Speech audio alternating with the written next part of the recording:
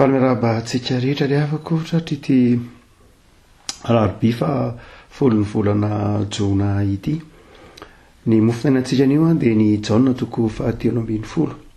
jauna toko 720 andiny 470 sy ny 570 fakitsika amin'ny anaran'i Jesosy. Didy vaovao no omeko anareo dia mba hifankatiavanareo eny aoka ho tahaka ny tiavako anareo mba hifankatiavanareo kosa. Izany no ahafantaran'ny olona rehetra fa mpianatra anareo raha mifankatia. Didy vaovao no omeko anareo dia mba hifankatiavanareo eny aoka ho tahaka ny tiavako anareo mba hifankatiavanareo kosa. Izany no ahafantaran'ny olona rehetra fa mpianatra anareo raha mifankatia. Amin'izao andro antsika izao ry afaka malala dia mifaritantsika olombelona zany moa hoe misy zavatra tena ilaintsika dimy amin'ny antsoina hoe fiainana. Ny mokomokontsika ivoahana maraina, iasana, ianarana amin'ny amaritana zao tontolo zao azy. Ny amaritana amin'ny fomba fijery ankapobeny dia mba hamaripototra sy hananantsika hanahamalitsika zavatra ilaintsika dimy lehibe. Dia ny voalohany indrindra izay ilain'ny olona zany ka mba hananany fivelarana, mba hananany izay maha izy azy, na ataontsika hoe identité izay mba mananany izay maha izy azy amin'ilay ampisin'izay heveriny hoe asina na fanajana na fivelarana eo amin'ny fiainana. Dia ny voalohany indrindra dia ny zavatra tadiavin'ny olona voalohany indrindra ankehitriny amin'ny amaritan'ny olombelona azy ka ezahany valiana dia fananana lay ataontsika hoe izay mety hahavelona ny nofony aloha, zay mba mety hoe le tena mampavelona, le tena ilain'ny vatany ilain'ny amahavatana azy, ny sakafo, ny fidiovany, zay ampivelatra azy ara-batana sy ny tahaka izany. Zay fototra zay ao anatin'izany koa na ny ataontsika hoe ny mety ho fahasalamany, zay rehetra mampetipety an'ilay fiainana. Fa rehefa azo zay dikan'izay dia tsy ampin'ny olona zay fa misy fivelarana faharoa ho ny ampianarintsika azy. Dia ny faharoa dia mitady fiarovana izy azo ny antoka kokoa. Mety manana efa mba manana fiarakodia izy, efa mba mety mamaky boky izy, mba mijery ty fahitalavitra izy, mahafantatra vaovao izy, mba miaina tsara ao amin'izay mba misy azy ao izy, ao tokantranony ao, misakafo tsara izy, tsy ampy azy zay. Fa mitady fiarovana kokoa izy, mitady ataontsika hoe fiadanana mba afaka miaina kokoa. Dia zavatra tadiavin'ny olona zany aritantsika zany amin'izao andro zao. Dia rehefa azo ny antoka indray zay faharoa zay ny maritantsika olombelona ihany zany moa io. Dia ny hoe rehefa mba azo ny antoka kosa fa hoe milamina izy, misakafo, miaina tsara, afaka mikarakara ny ankonany, misy mikarakara ny fiaina manokana ka mba manana sécurité izy amin'ny zavatra izay hoe mety misedra azy na manelingelina azy. Dia fahatelo izay tena ilain'ny olona dikana fahatelo dia lay atao hoe appartenance, zany hoe mangetaheta izy mba inisy manomboka misokatra mba te handray tsy lasa ho an'ny tenany intsony izy efa manana zavatra izay mba ilaina izy fa mila fitiavana izy, mila fitiavana amin'ny hafa izy, amin'ny fiarahamoniny izy, mba te hisokatra amin'ny hafa izy, mba mahatsiary hoe za ohatry zaoko. Iny le mahatonga azy miditra ao anatina fikambanana, miditra ao anatina ataontsika hoe fiainam-piarahamonina, mandray anjara ary rehefa tena mba ampy zay. Ary io ny amaritan'ny olombelona azy raha mbola tena any amin'ilay filana fototra valo sy loka sy hotafina izy dia aza manantena mihitsy hoy ny famaritan'ireo mpandinika amin'ny fiarahamonina hoe hieritreritra n'izany antsoina hoe appartenance tsy ao anatin'ny sainy zany fa mbola ny valo sy loka sy zay andoavana facture ny jirama nohotr'izany mamaika azy, fa mbola tsy avy heritreritra mihitsy izy ny antsoina hoe appartenance na ny amour, hoe mba andoha mba hijery ny hafa, ahoana ny mamalagasy antsika, tsy mbola amin'izany izy. Ny famaritan'ireo raha mandinika fiarahamonina zay mihitsy na amin'ny lafiny totsy hoe fandinihana maha olombelona. Rehefa mba tafapetraka indray zany hoe aza nefa mba mafy tsara na ao anatin'ny mamalagasy ana mba efa mba manana zay mba hoe tafiditra ao anatin'ny ty fiarahamoniny ty dia tsy ampy ny olona ihany zany ny fandinihana psychologue fa ny faefatra dia manomboka amin'ny hoe efa matanjaka lay antsoina hoe appartenance, lay hoe za mba eken'ny olona hoe ao anatiny mba isan'ny manamahy za mba nidikana faefatra izy dia ray fanajan'ny olona indray. efa anatin'io fiarahamonina io izy de mba hajain'ny olona izy etaeta maolona tolo zany hoe mba hajain'ny olona izy rehefa anatin'io fiarahamonina io mety tafiditra anatina fikambanana izy asa fikambanany braitanana braitany razana zanakapeleza mety ho fiangonana koa aza dia tsy ampy azy le hoe appartenance fa mba mana etaeta izy ho hajain'ny olona mba te ho mpitarika mba te ho hita zany rehetra zany zavatra tonga ho azy ao anatin'ny olona zany hoy ny psykology tonga ho azy ao anatin'ny olona zany hoe tsy ampy rehefa dikana minaraka zany efa mba fiangonana zao za fikambanana zao zay zanakapelezana ary zay fikambanana zao fa mba tsy vitan'izany fa lasa mba te ho ataontsika hoe zavatra mandeha ho azy amin'ny olona ny hoe za koa mba te ho hita mba te hitarika mba te ho hajain'ny olona mba ilaiko zany hoe onareo miteny frantsay hoe estime des autres mba ilaiko zany fa tsy ampy an'izany hoy fazan'ny fanotapiny zay tena ilain'ny olona de ny hoe izy afapo amin'ny zavatra zay ataony rehefa avy eo ny fanajan'ny olona ny tena mety ho ampy zay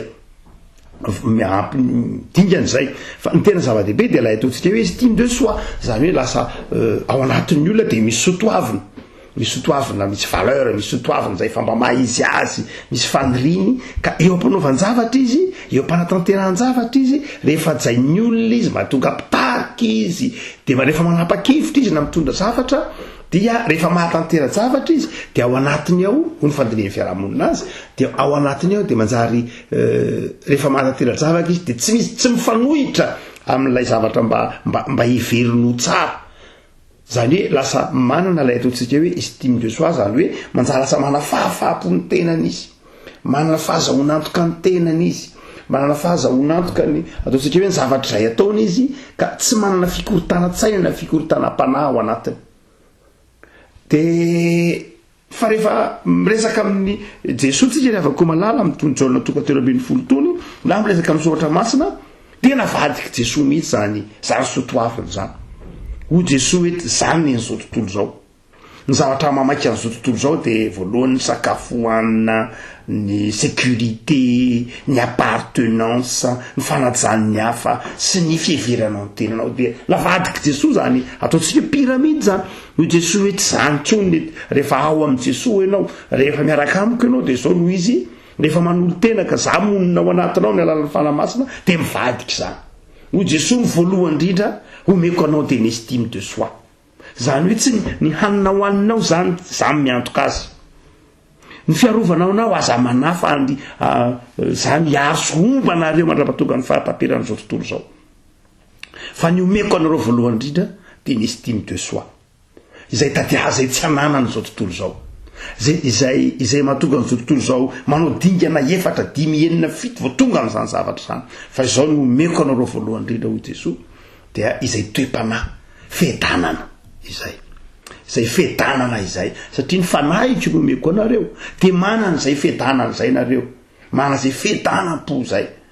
tadiavin'ny fiarahamonina tsotra fotsiny zao mahatonga azy mitototoatsy mitototoro de mitadiny antsena hoe estime des autres l'estime de soi mahatonga azy mirona ry ka mivily lalana any amin'ny fitiavam-boninahitra mivily lalana amin'ny zavatra maso samihafa ary efa tsy manana an'izany de manjary manana ratrapo manjary lasa mora tohina mora tezitra mora kivy fa izao Jesosy fedanako ravelako anareo de eto Jesosy rehefa koa malala mampianatra ny mpianatra manao hoe zao no lazaiko anareo didy vaovao no omeko anareo de mba hifankatiavanareo enao tahaka ny tiavako anareo mba hifankatiavanareo kosa tiany Jesosy ho ao an-tsain'ny mpianatra rehefa koa malala fa zava-dehibe amin'ny maha olona ny fiheveran'ny tenany sy ny fiheveran'ny hafa ny tenany izay fiheveran'ny olona ny tenany zay anefa sy ny fiheveran'ny hafa fiheveran'ny olona ny tenany manokana sy ny fiheveran'ny hafa manokana dia ao anatiny antsoina fifankatiavana ny tena hivelarany zany raha ohatra ka tena mitoetra ny fifankatiavana ny mpinitra afaka malala de izao ireo zavatra imatimatesan'izao tontolo zao reo hoe ny fitafiny sakafo hoe fanajany sy ny sisa rehetra de zavatra vokatra zavatra aterak'ilay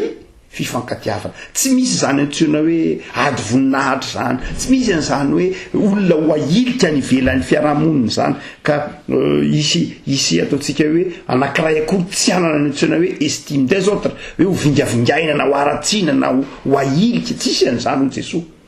fa izao ny vahaolana rehetra manarona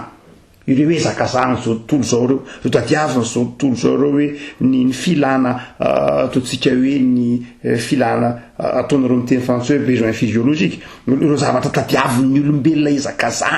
ezakazahana zay ahoanina ho tafina zay rehetra mety ilaina amin'ny vatana ny fiarovana sy ny sisa rehetra de zao Jesosy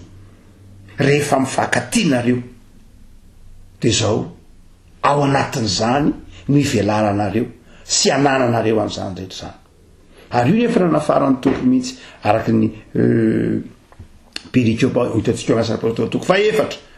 sy ny salamy fatelo amby telopolo amby zato manao hoe tonga ho azy zany rehefa ao anatin'ny olona ny fifankatiavana de navadiky Jesosy mihitsy ara le avako malala hoe ny fiadanam-po ny voalohany maha olona ny olona ny fiadanam-po lay ataontsika hoe izy milamina amin'ny tenany izy mirindra tsara ny fanahy ny vatany sainy iny lay estime de soi iny le maha izy azy maha olona iny ny voalohany fa tsy ny hanina hoanina tsy ny olona ho tsy fitaovany toe-karena ka hoe de lay olona velona ataontsika hoe bakon'lay fiarahamoniny mpihinana société de consommation ka hoe de ny mahamaika de ny sakafo hoe zay eo fa zay ho Jesosy azon'Andriamanitra omeny efa ny teny izy mle aza manano hoaninareo nosotroanareo notafianareo zanitsy fa ny zava-dehibe de zao manahoana ny fijerinao ny tenanao milamina fe ao aminao ve ny fiadanam-po de avako malala ary nyty Jaona toko fahatelo ambin'ny folo ty Jesosy de manafatra tsika anao zava-dehibe ny hafa ny didy vaovao Jesosy de didy vaovao zay didy mahatonga fiadanam-po sy fahasamara-penana de ny didy mpifankatiavana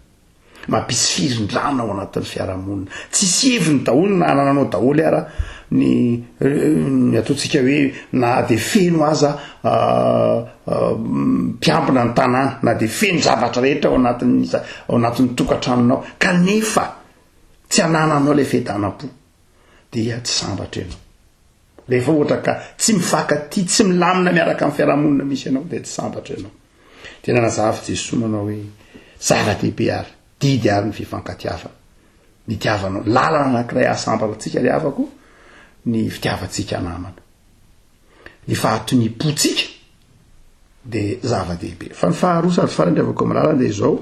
Jesosy tsy nafarantsika ihany hoe zava-dehibe ny fifankatiavana mahasambatra atsika fototra ivelaran'ny mahampino atsika ateraky ny fananatsika ny fanamasina ary didy ahatonga atsika iaina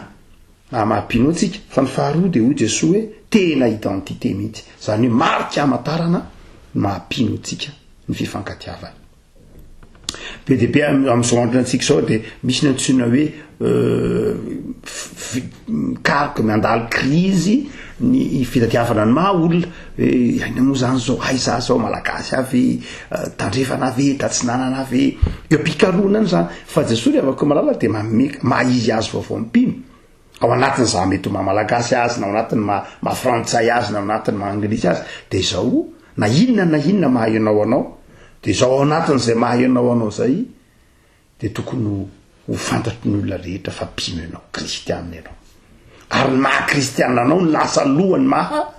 ianao anao aoko fantatry ny olona rehetra fa mpianatra ianareo raha mifankaty avako malala ny kristianina de fanasina sy fahazavana amin'ny fiarahamonina ary ny fiarahamonina anjakan'ny Jesosy de fiarahamonina anjakan'ny fifankatiavana rehefa tonga amin'ny fiarahamonina zany ny kristianina de amafisina indray fa mpitondra fifankatiavana izy de ajaitsika ary ny didin'ny Jesosy le avako ajaitsika ny didin'ny Jesosy de matoki fa omen'ny tompo anao zay rehetra mety ilainao rehefa ataonao zava-dehibe ny fifankatiavana sy ny fitiavana namana Jesosy ane le avako zay nanafatra atsika nyzany didy zany a hitoetra ao am-potsika amin'ny alalan'ny fanahiny ivavaka sika Jesosy am'sotranao zay fa afaranao manokana mba hitoetra mandrakariva amin'ny fitiavana anao sy ny fitiavana namana fantatray fa famindram-po ianao de misaotra ny am'izany tokomenao anay zany fa ianao no mampivelatra ny mahazahy anay ao anatin'ny fifankatiavana de ampianaro zay mba hifankaty ho fantatry ny olona rehetra fa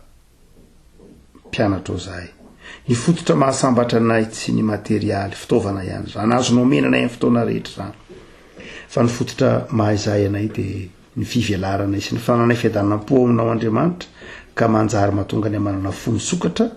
amin'ny namanay de fanahinao masina hitahiry anay amin'ny fitiavanao Jesosy. Amen.